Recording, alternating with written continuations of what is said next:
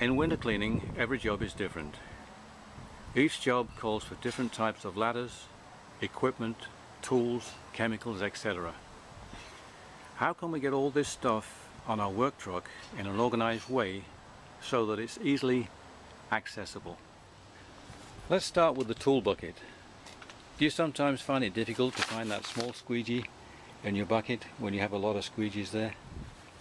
Try organizing your bucket a little bit better by cutting off the bottom of a bucket, make a few holes in it, put it inside the existing bucket, and maybe you can put your tools in on top of that.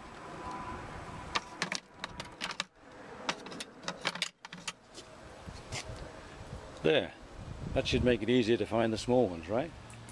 Each company may specialize in a different type of window cleaning. Industrial, residential, new construction, whatever the case, it will require planning and adapting the available space in your vehicle. This is what works for us. We have a 5-person crew. We have room for 2 extension ladders, 10 sectional ladders, and 3 step ladders, as well as space for hard hats and gloves,